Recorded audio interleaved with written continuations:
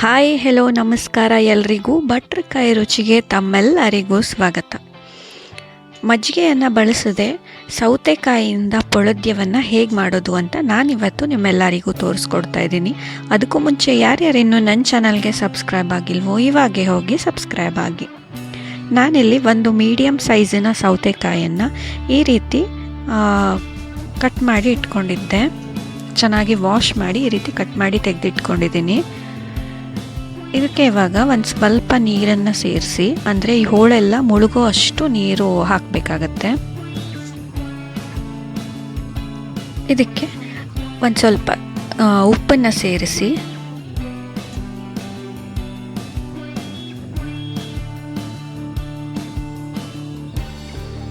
ಇದನ್ನು ಬೇಯಿಸ್ಕೋಬೇಕಾಗತ್ತೆ. ನೋಡಿ, ಚೆನ್ನಾಗಿ ಬೆಂದಿದೆ ಸೌತೆಕಾಯಿ ಹೋಳು. ಇಷ್ಟು ಬೆಂದರೆ ಸಾಕಾಗತ್ತೆ. ಆಮೇಲೆ ನಾನಿಲ್ಲಿ ಒಂದು ಅರ್ಧ ತಾಸು ಮುಂಚೆ ಕಡಲೆಬೇಳೆ ಹಾಗೆಯೇ ಒಂದು ಸ್ವಲ್ಪ ಅಕ್ಕಿಯನ್ನು ನೆನೆಸಿ ಇಟ್ಕೊಂಡಿದ್ದೆ. ಸ್ವಲ್ಪ ಸಾಕು, ಅಂದರೆ ಒಂದು 2 ಸ್ಪೂನಷ್ಟು ಕಡಲೆಬೇಳೆ, 2 ಸ್ಪೂನು ಅಕ್ಕಿ, 2 ಸ್ಪೂನು ಇಷ್ಟು ಹಾಕಿದ್ರೆ ಸಾಕು. ಅದನ್ನು ನೆನೆಸಿ ಇಟ್ಕೊಂಡಿರಬೇಕು. ಆಮೇಲೆ ಒಂದು ಮಿಕ್ಸಿ ಜಾರನ್ನು ತೊಗೊಂಡಿದ್ದೀನಿ. ಈ ಮಿಕ್ಸಿ ಜಾರಿಗೆ ನಾನಿಲ್ಲಿ ಅರ್ಧ ಕಪ್ಪಷ್ಟು ತೆಂಗಿನ ತುರಿಯನ್ನು ಹಾಕ್ತಾಯಿದ್ದೀನಿ.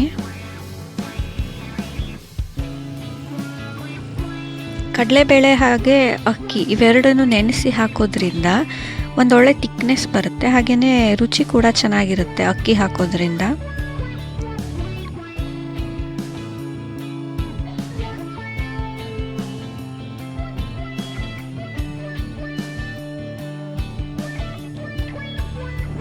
ಇವಾಗ ಇದಕ್ಕೆ ನಾನು ಸ್ವಲ್ಪ ಕೊತ್ತಂಬರಿ ಸೊಪ್ಪನ್ನು ಹಾಕ್ತಾಯಿದ್ದೀನಿ. ಹಾಗೆಯೇ ಒಂದು ಸ್ವಲ್ಪ ಶುಂಠಿ ಮತ್ತು ಹಸಿಮೆಣಸಿನ್ಕಾಯಿಯನ್ನು ಈ ರೀತಿ ಸಣ್ಣದಾಗಿ ಕಟ್ ಮಾಡಿ ಇಟ್ಕೊಂಡು ಇದಕ್ಕೆ ಹಾಕ್ತಾಯಿದ್ದೀನಿ. ಹಾಗೆಯೇ 1 ಸ್ಪೂನಷ್ಟು ಜೀರಿಗೆ,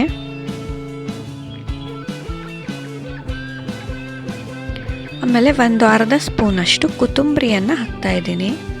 ಹಾಗೆಯೇ ನಾವೇನು ನೆನೆಸಿ ಇಟ್ಕೊಂಡಿದ್ವಿ ಕಡಲೆಬೇಳೆ ಹಾಗೆಯೇ ಅಕ್ಕಿ, ಇದನ್ನು ಹಾಕ್ತಾಯಿದ್ದೀನಿ.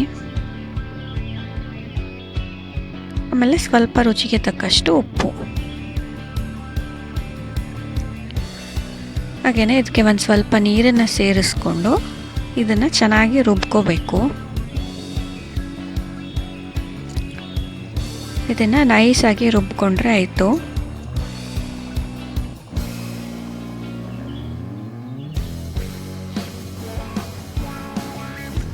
ನೋಡಿ, ಇವಾಗ ಬೆಂದಿರುವಂಥ ಸೌತೆಕಾಯಿ ಏನಿದೆ ಅದಕ್ಕೆ ನಾವು ರುಬ್ಕೊಂಡಿರುವಂಥದ್ದನ್ನು ಮಸಾಲೆಯನ್ನು ಹಾಕಬೇಕಾಗತ್ತೆ. ಇಲ್ಲಿ ನಾವು ಮಸಾಲೆಗೆ ಯಾವುದನ್ನು ಹುರ್ಕೊಂಡಿಲ್ಲ, ಜೀರಿಗೆ ಕೊತ್ತಂಬರಿ ಇದನ್ನು ಯಾವುದನ್ನು ಹುರಿದೇನೆ ಹಾಗೇ ಹಾಕ್ತಾಯಿದ್ದೀವಿ.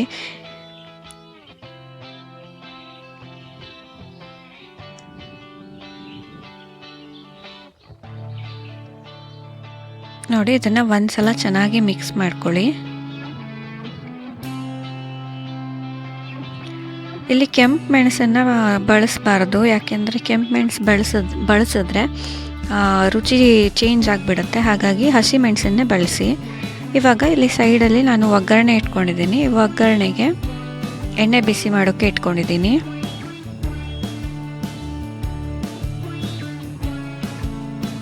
ಇದಕ್ಕೆ 1 ಸ್ಪೂನಷ್ಟು ಸಾಸಿವೆ ಕಾಳು,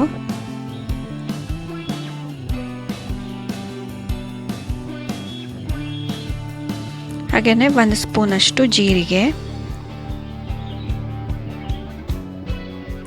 ಮತ್ತು ಒಂದು ಸ್ವಲ್ಪ ಕರಿಬೇವಿನ ಸೊಪ್ಪನ್ನು ಹಾಕ್ತಾಯಿದ್ದೀನಿ. ಇದು ಇವಾಗ ಚೆನ್ನಾಗಿ ಸಿಡಿಬೇಕು. ನೀವು ಇಲ್ಲಿ ಬೇಕಿದ್ದರೆ ಇಂಗನ್ನು ಕೂಡ ಹಾಕೋಬಹುದು. ಇವಾಗ ಒಗ್ಗರಣೆಯನ್ನು ಹಾಕಿಬಿಟ್ರೆ ಆಯಿತು. ಇದಕ್ಕೆ ಬೆಳ್ಳುಳ್ಳಿ, ಈರುಳ್ಳಿ ಈ ಥರದ್ದೇನು ಹಾಕ್ತಾ ಇಲ್ಲ, ಸಿಂಪಲ್ಲಾಗಿ ಮಾಡ್ತಾ ಇರೋದು. ಸೊ ತುಂಬಾ ಚೆನ್ನಾಗಾಗುತ್ತೆ, ಒಂದೊಳ್ಳೆ ಟೇಸ್ಟ್ ಅಂತಲೇ ಹೇಳ್ಬೋದು. ಇಲ್ಲಿ ನಾನು ಮಜ್ಜಿಗೆಯನ್ನು ಸೇರಿಸ್ತಾ ಇಲ್ಲ, ನೀವು ಬೇಕಿದ್ದರೆ ಸೇರಿಸ್ಕೋಬೋದು. ಹಾಗೆಯೇ ಇವಾಗ ನಾನು 1 ಸ್ಪೂನಷ್ಟು ಬೆಲ್ಲವನ್ನು ಹಾಕ್ತಾಯಿದ್ದೀನಿ.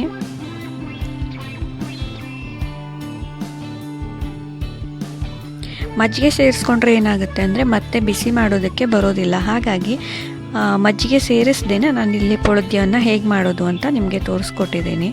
ಸೊ ತುಂಬಾ ಚೆನ್ನಾಗಾಗುತ್ತೆ, ಬಿಸಿ ಅನ್ನಕ್ಕೆ ತುಂಬಾ ಚೆನ್ನಾಗಾಗುತ್ತೆ. ಈ ರೀತಿ ಚೆನ್ನಾಗಿ ಕುದಿಸ್ಕೊಂಡ್ರೆ ಆಯಿತು. ಸೊ ನೀವು ಇದನ್ನು ಟ್ರೈ ಮಾಡಿ ಹೇಗಾಗಿದೆ ಅಂತ ನನಗೆ ಕಮೆಂಟ್ ಬಾಕ್ಸಲ್ಲಿ ತಿಳಿಸಿ. ಇನ್ನೂ ಯಾರ್ಯಾರೆಲ್ಲ ನನ್ನ ಚಾನಲ್ನ ಸಬ್ಸ್ಕ್ರೈಬ್ ಮಾಡಿಲ್ವೋ ಇವಾಗೆ ಹೋಗಿ ಪಟಾಪಟ್ ಅಂತ ಸಬ್ಸ್ಕ್ರೈಬ್ ಮಾಡ್ಕೊಳ್ಳಿ. ಹಾಗೆಯೇ ಈ ವಿಡಿಯೋ ನಿಮಗೆಲ್ಲ ಇಷ್ಟ ಆಗಿದೆ ಅಂದ್ಕೊಳ್ತೀನಿ. ಇಷ್ಟ ಆಗಿದ್ದರೆ ಲೈಕ್ ಮಾಡಿ, ಶೇರ್ ಮಾಡಿ. Thank you.